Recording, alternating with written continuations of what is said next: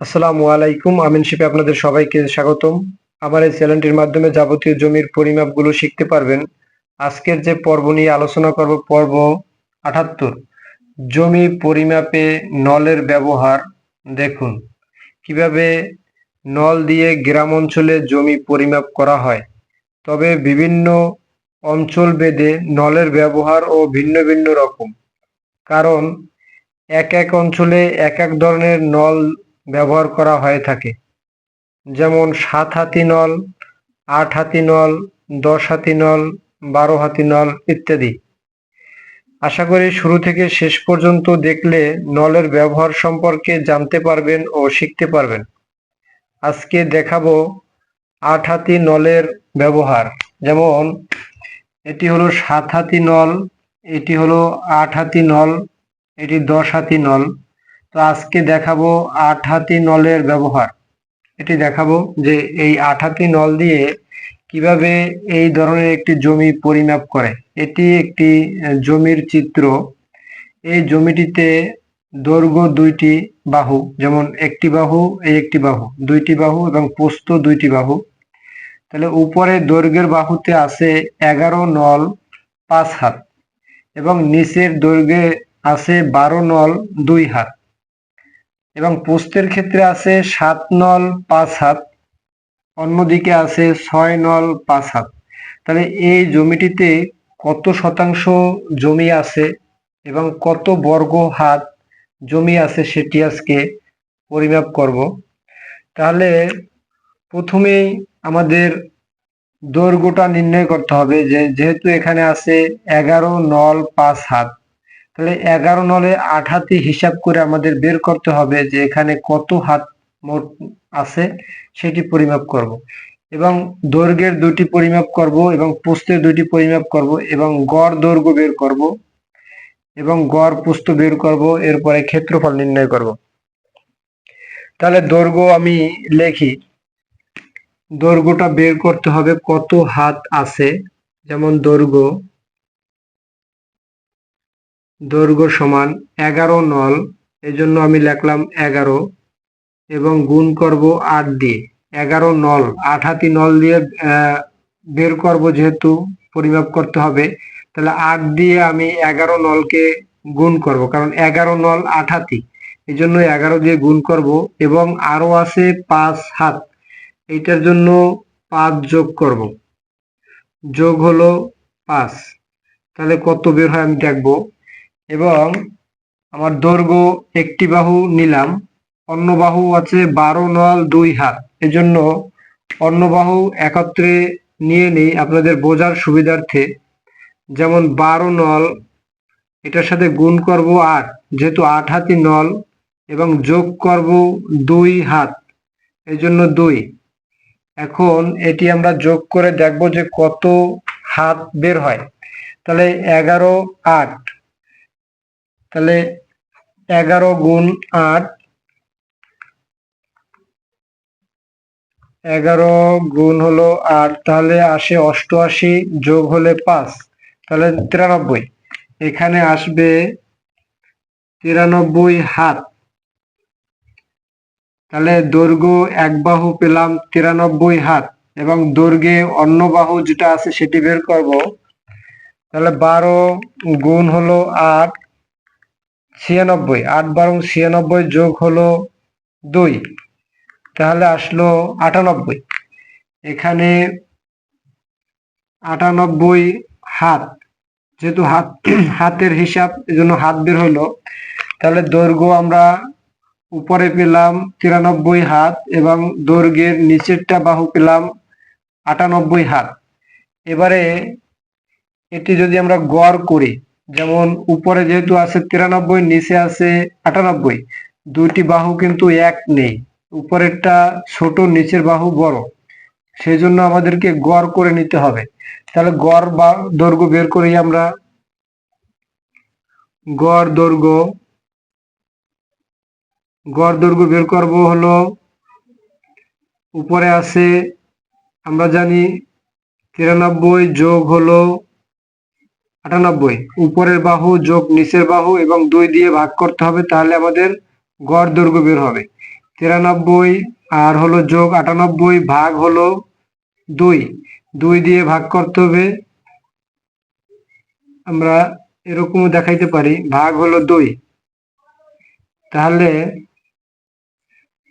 আমার উপরে আসে কত দেখি, 93 আর 98 191, 191 ভাগ হলো 2, তাহলে 2 দিয়ে ভাগ করলে কত আসে, 95.57, 95.57।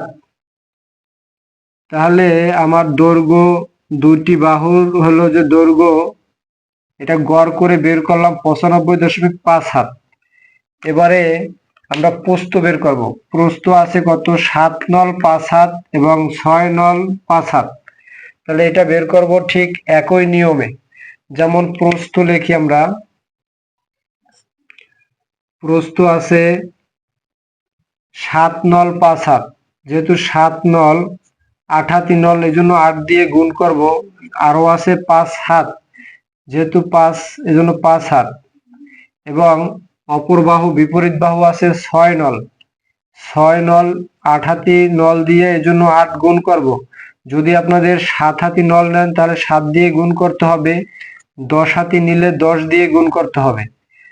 আরো আছে 5 হাত, যেহেতু আরো 5 হাত আছে এই জন্য 5 যোগ করলাম। এখন 7 7 আর 7 গুণ হলে 8, 7 গুণ হলো 8, 56 আরো আছে যোগ 5, তাহলে 61 হাত। উপরে বের হলো 61 হাত, 61 হাত, এবং নিচে আছে 6 গুণ 8 এবং যোগ হলো 5, 53 হাত, 53 হাত। তাহলে আমাদের প্রস্থের ক্ষেত্রে, দুটি প্রস্থর ক্ষেত্রে একটি বাহু পেলাম আমরা 61 হাত, যেমন এই বাহু পেলাম 61 হাত এবং এই বাহুতে পেলাম 53 হাত, এবং এটার দুইটি আমরা যোগ করে 2 দিয়ে ভাগ করলে গড় বের হবে। তাহলে এই গড় প্রস্থের বের করি। যেমন গড় প্রস্থ, গড় প্রস্থ বের করতে হলে আমরা দুইটি বাহু যোগ করব। 61 যোগ হলো 53, এটাকে আমরা ভাগ করব একই নিয়মে 2 দিয়ে, কারণ যেহেতু দুইটি বাহু, ভাগ হলো 2। দেখি আমাদের রেজাল্টটা কত আসে। 61 যোগ হলো আমার 53, 114 ভাগ হলো 2, তাহলে আমার আসে 57। এখানে লিখবো আমরা 57 হাত, 57 হাত। তাহলে আমার গড় প্রস্থ বের হলো, দুইটি বাহুর গড় প্রস্থ বের হলো 57 হাত, আর গড় দৈর্ঘ্য বের হলো 95.5 হাত।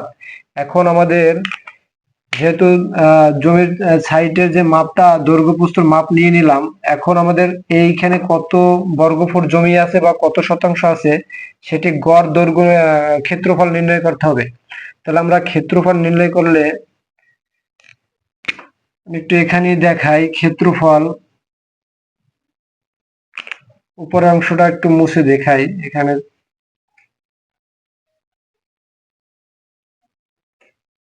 যেমন ক্ষেত্রফল সমান গড় দৈর্ঘ্য গুণ হলো গড় প্রস্থ। তাহলে আমাদের গড় দৈর্ঘ্য কত বের হইলো, এখানে গড় দৈর্ঘ্য বের হয়েছে 95.5 হাত। এই জন্য আমরা 95.5 নিলাম এবং গুণ করব। গড় প্রস্থ বের হয়েছে, আমাদের গড় প্রস্থ বের হয়েছে 57, এখানে লিখবো আমরা 57। তাহলে এখন এই দুইটিকে আমরা গুণ করে দেব। এই দুটিকে আমরা গুণ করব, তা গুণ করলে দেখি কত আসে। 95.5 গুণ হলো আমার 57, তাহলে আসে 5443.5। 5443.5, 5443.5, এটা হলো বর্গ হাত। যেহেতু হাতে হাতে যদি আমরা গুণ করি তাহলে বর্গ হাত আসে, বর্গ হাত, বর্গ হাত বের হইলো। এখন এখানে 5443.5 বর্গ হাত জমি আছে টোটাল এই জমিটিতে। এখন এখানে কত শতাংশ জমি আছে সেটি বের করব। যদি শতাংশ বের করি তাহলে আমরা জানি 1% সমান 193.60 বর্গ হাত। তাহলে এই 193.60 বর্গ হাত দিয়ে আমরা এইটাকে ভাগ করব, তাহলে আমাদের মোট শতাংশ বের হয়ে যাবে। তাহলে আমরা যদি এটা একটু তুলে নেই আবার, 5443.5 এই সংখ্যাটাই আমি এখানে তুললাম। এখন যদি আমরা ভাগ করি 193, আমরা জানি 193.60 বর্গ হাতে 1%। তাহলে আমাদের এইটার শতাংশ বের করতে হবে। তাহলে এটাকে আমরা ভাগ করে দেখি কত আসে। 5443.5 ভাগ হলো 193.60, তাহলে আমার আসে 28.11%। এখানে 28.11%, 28.11%। তাহলে এই জমিটিতে মোট আছে 28.11% জমি। তাহলে আজকে ভিডিও ছিল এই পর্যন্তই। আশা করি ভিডিওটি আপনাদের কাছে ভালো লেগেছে। আরো নতুন নতুন ভিডিও পেতে আমার চ্যানেলটি সাবস্ক্রাইব করবেন ও পেজটির সাথে থাকবেন। সবাইকে ধন্যবাদ।